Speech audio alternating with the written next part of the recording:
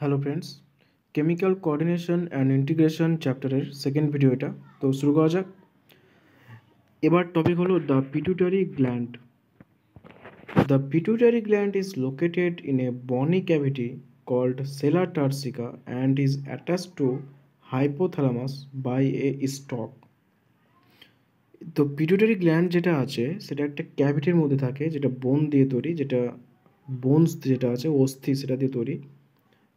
তো সেই ক্যাভিটির নাম হলো সেলা টার্সিকা এবং এটা যুক্ত থাকে কার মাধ্যমে? হাইপোথ্যালামাসের সঙ্গে যুক্ত থাকে একটা স্টকের মাধ্যমে।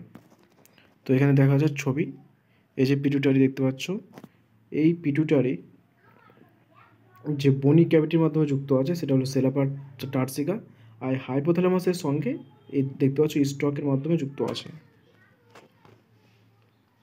It is divided anatomically into an adenohypophysis and neurohypophysis. Anatomically এটা দুই ভাগে ভাগ করা হয়, একটা অ্যাডিনোহাইপোফাইসিস আর একটা neurohypophysis. Adenohypophysis consist of two portion, pars distalis and pars intermedia. Adenohypophysis দুই ভাগে ভাগ করা হয়, একটা হলো প্যারাডিস্টালিস আর দুই নম্বর হলো পার্স ইন্টারমিডিয়া। আর pars distalis region of pituitary commonly called anterior pituitary. Pars distalis যে পার্টটা আছে সেটাকে অপর নাম হচ্ছে অ্যান্টেরিয়ার পিটুইটারি। সেটা কী করে? Produces growth hormone, prolactin, thyroid stimulating hormone, adrenocorticotropic hormone, luteinising hormone, follicle stimulating hormone. তাহলে পিটুইটারি যে অ্যান্টেরিয়ার পিটুইটারি আছে বা পার্স ডিস্টালিস আছে, সেটা কী কী হরমোন প্রডিউস করে, কী কী হরমোন তৈরি করে? তো এই growth hormone, prolactin, thyroid stimulating hormone, adrenocorticotropic hormone, luteinising hormone, follicle stimulating hormone, এই হরমোনগুলো তৈরি করে। তো এটা একটা এটা ইম্পর্টেন্ট একটা কোয়েশ্চেন, তো এই অ্যান্সারটা মনে রাখবে।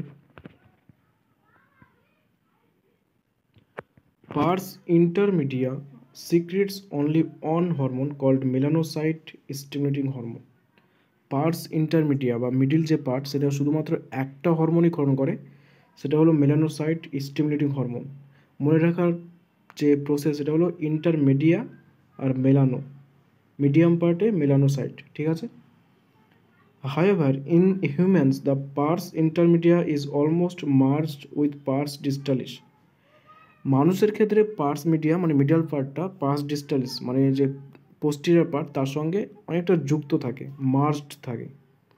Neuro hypophysis pars nervosa also known as posterior pituitary stores and release two hormone call oxytocin and vasopressin. Hypophysis বা পার্স নার্ভোসা বা যাকে আর এক কথায় বলা হয় পোস্টেরিয়র পিটুইটারি, সেটা দুটো হরমোনকে জমা করে রাখে এবং সিক্রিট করে। দুটো হচ্ছে একটা অক্সিটোসিন আর একটা vasopressin, which are actually synthesized by the hypothalamus and are transported axonally to neurohypophysis. যেটা হাইপোথ্যালামাস তৈরি করে এবং তারপরে অ্যাকশনের মাধ্যমে পোস্টেরিয়র পিটুইটারিতে যায়। তাহলে পোস্টেরিয়র পিটুইটারি দুটো হরমোন জমা করে রাখছে, সেটা হলো একটা অক্সিটোসিন একটা ভেসোপ্রেসিন। সেটা কোথায় তৈরি হচ্ছে? এই হাইপোথ্যালামাসে তৈরি হচ্ছে, তারপরে অ্যাকশনের মাধ্যমে পোস্টেরিয়র পিটুইটারিতে যাচ্ছে। তাহলে পিটুইটারির তিনটে পার্ট এবং কোন পার্টে কী কী হরমোন তৈরি করে, খরিত করে, সেগুলো আমরা দেখলাম, সেটা মনে রাখবে তোমরা। Over secretion of GH growth hormone stimulates abnormal growth of the body leading to gigantism, and low secretion of GH result in stunt growth resulting in pituitary dwarfism. তো গ্রোথ হরমোন সেটা অ্যান্টেরিয়র পিটুইটারি সিক্রিট করছে এবং produce করছে, secrete করছে এবং produce করছে, এবং এই যে সিক্রেশনটা গ্রোথ হরমোনের সেটা যদি অ্যাবনর্মাল হয়ে যায়, সেটা যদি প্রচুর পরিমাণে গ্রোথ হরমোন খরিত হতেই থাকে, তাহলে কী হবে? যে বডিটা একটা অন্য আকার ধারণ করবে, যেটা একটা রোগ আছে, সেই রোগের নাম হচ্ছে জাইগান্টিজম, সেই জাইগান্টিজম হয়ে যাবে। আবার যদি গ্রোথ হরমোনের সিক্রেশনটা কমে যায়, তাহলে কী হবে? গ্রোথ কমে যাবে এবং এর ফলে কী হবে? ডরফিজম বা বামনত্ব দেখা দেবে। Excess secretion of growth hormone in adults, especially in middle age, can result in severe disfigurement, especially of face, called acromegaly. আর মিডিল এজে যদি গ্রোথ হরমোনের সিক্রেশনটা অতিরিক্ত হয়ে যায়, তাহলে ডিসফিগারমেন্ট দেখা যাবে। মানে কি, বডির যে বিভিন্ন পার্ট আছে সেগুলো সঠিক অনুপাতে বৃদ্ধি পাবে না। বিশেষ করে যে মুখ আছে, ফেস আছে, মুখমণ্ডল, সেটা যে বৃদ্ধিটা সেটা অন্যরকম হবে, ডিসফিগারমেন্ট হবে, সঠিক অনুপাতে হবে না। এবং এটাকে বলা হয় acromegaly, which may lead to serious complication and premature death if unchecked.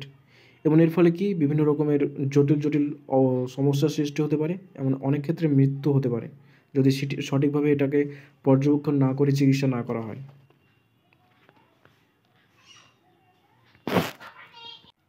The disease is hard to diagnose in early stage and is often goes undetected for many years until changes in external features become noticeable. Acromegaly যে রোগটা আছে সেটা খুব সহজে diagnose করা যায় না প্রথম অবস্থাতেই, মানে শুরুর অবস্থাতে, মানে প্রথমে যে ইয়ং অবস্থায় থাকে তখন। এবং এর ফলে কী হয় যে প্রচুর বছর অনেক সময় ধরে এটাকে আনডিটেক্টেড থেকে যায়, এটাকে জানাই যায় না যে এই রোগটা আছে। এবং যখন আস্তে আস্তে চেঞ্জেস আসতে শুরু করে, মুখের মধ্যে চেঞ্জ আসছে, বডির মধ্যে চেঞ্জ আসছে, বডি লুজ হয়ে যাচ্ছে, ফেস লুজ হয়ে যাচ্ছে, তখন বোঝা যায় যে হ্যাঁ কিছু একটা আছে।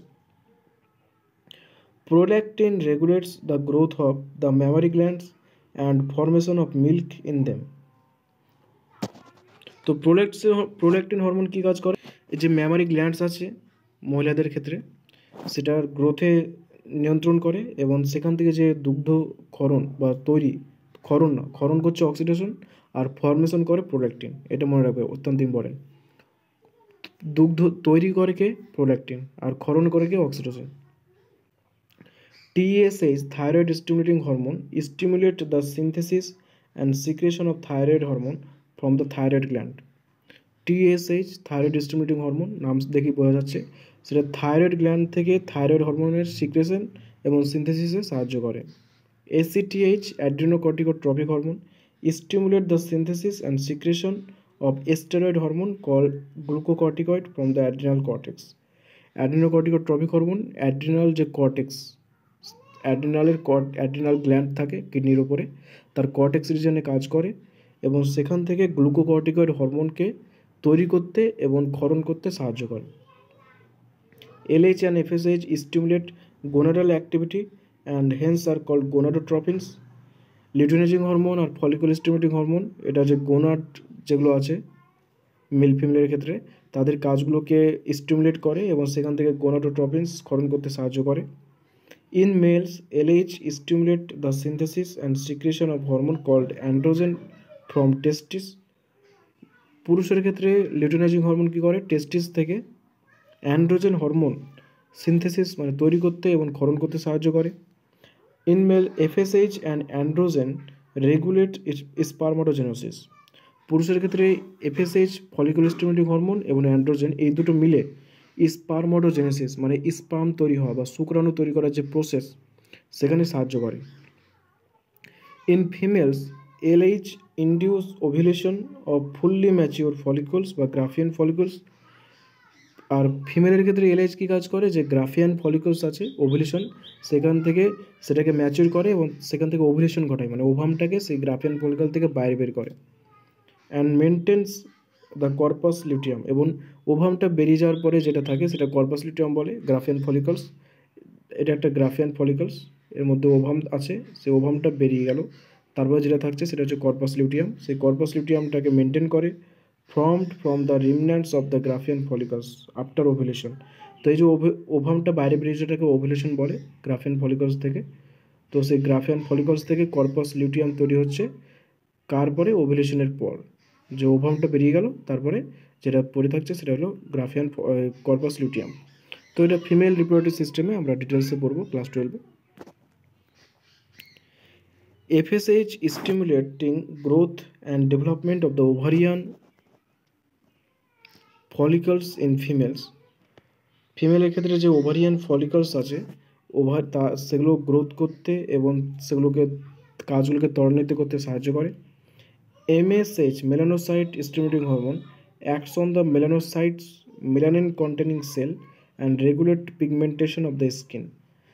আমাদের স্কিনে যে কেউ ফর্সা হয়, যে কেউ কালো হয়, এই যে স্কিনের কালারটা সেটা নিয়ন্ত্রণ করে কে? এই melanocyte stimulating hormone. Pituitary gland থেকে যে খরিত হচ্ছে মিডিল থেকে, মিড পার্ট থেকে, পার্টস মিডিয়া, সেই পার্ট থেকে খরিত হয়। তো এটা কি কাজ করে? এটা মেলানোসাইট সেলের উপর কাজ করে। মেলানোসাইট কি? যার মধ্যে মেলানিন থাকে, যে সমস্ত সেলের মধ্যে মেলানিন থাকে সেগুলো হলো মেলানোসাইট, তার উপর কাজ করে এবং পিগমেন্টেশনটাকে রেগুলেট করে, আমাদের স্কিনের যে কালার সেটাকে নিয়ন্ত্রণ করে। Oxytocin acts on the smooth muscle of our body and stimulates their contraction. Oxytocin আমাদের বডির মধ্যে যে স্মুথ মাসলগুলো আছে, আমাদের যে মাসলগুলো আছে, যেমন ওভারি ফিমেলের ক্ষেত্রে, এই ইউটেরাস ফিমেলের ক্ষেত্রে, সেগুলো কন্ট্রাকশন করতে সাহায্য করে।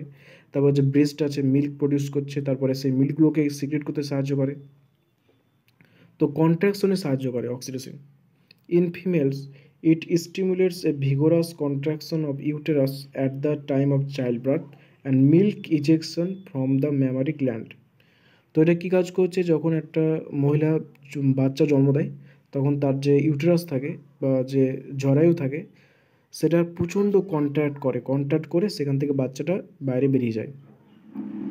কন্ট্রাকশনে সে কাজটা করে কে? অক্সিটোসিন। আর কি কাজ করে?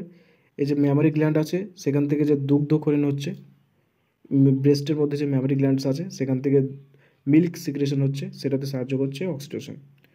Vasopressin acts mainly at the kidney and stimulate the reabsorption of water and electrolytes by the distal tubules and thereby reduces loss of water through urine বা ডাইউরেসিস। ভেসোপ্রেসিন কী কাজ, কার উপর কাজ করছে? কিডনির উপর কাজ করছে। এবং কী কাজ করছে? ওয়াটার রিঅ্যাবজর্ব করতে সাহায্য করছে। ভেসোপ্রেসিন কী কাজ করছে? ওয়াটারটা কিডনির উপর কাজ করছে এবং সেখানে যে নেফ্রন আছে, যেটার মধ্যে টিউবওয়েলস আছে, পিসিটি, ডিসিটি, হেনলিজ লুপ, সেখানে ওয়াটার রিঅ্যাবজর্ব করতে সাহায্য করছে আর ইলেকট্রোলাইট রিঅ্যাবজর্ব করতে সাহায্য করছে। এবং এর ফলে কী হচ্ছে? যে জলের যে লসটা সেটা কমে যাচ্ছে এবং ডায়োরেসিস হচ্ছে না।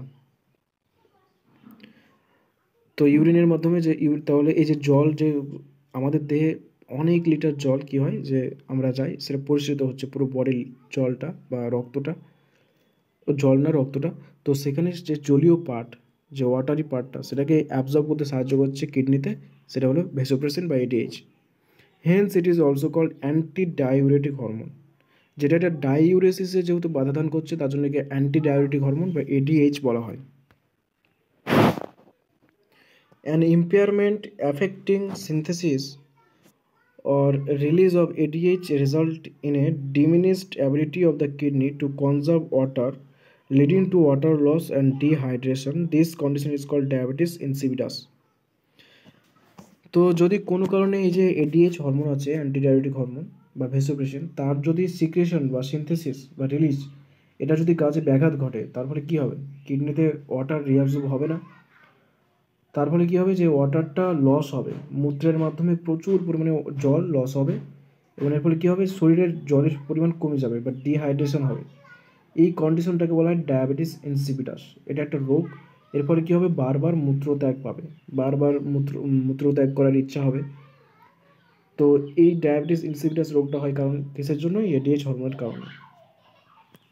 তো এটা ছিল pituitary hormone, pituitary glands. Pituitary গ্ল্যান্ডসের কোনটা কী হরমোন ক্ষরণ করছে, কোন হরমোনের কী কাজ, সেটা ডিটেলসে দেখলাম।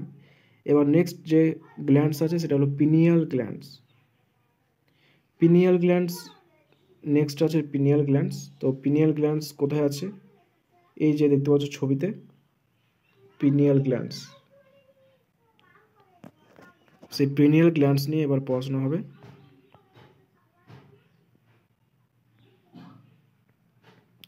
The pineal gland is located on the dorsal side of forebrain.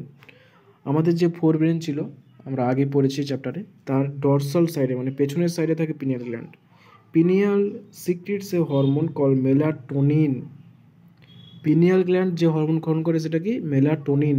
Melanin R melatonin এই দুটোর মধ্যে একটু কনফিউজ হয়ে যায়, কিন্তু এটা melatonin. Melatonin plays a very important role in the regulation of a 24-hour ডায়ুরেনাল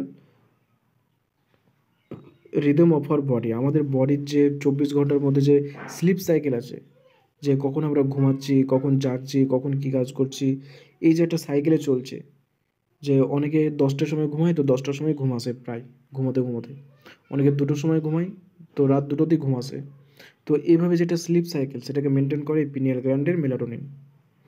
for example, it helps in maintaining the normal rhythms of sleep wake cycle, body temperature. তো এটা কি, এই যে স্লিপ ওয়েক সাইকেল, যে অনেকে 10টায় ঘুমায়, সকাল 6টায় ঘুম থেকে ওঠে, আবার অনেকে রাত 2টোয় ঘুমায়, সকাল 10টায় ঘুম থেকে ওঠে। তো এই যে মেনটেন করছে এটাকে এই মেলাটোনিন, কোথা থেকে করতে হচ্ছে, পিনিয়াল গ্ল্যান্ড থেকে।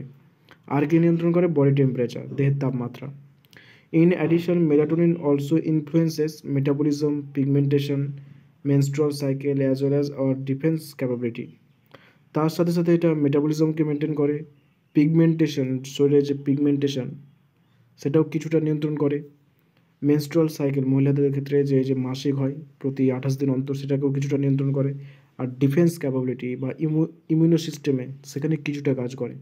কিন্তু মেন কাজ হচ্ছে এই যে ডাইউরার্নাল রিদম, 24 আওয়ার যে কার্কাডিয়ান রিদম সেটাকে মেনটেন করা, স্লিপ সাইকেল মেনটেন করা।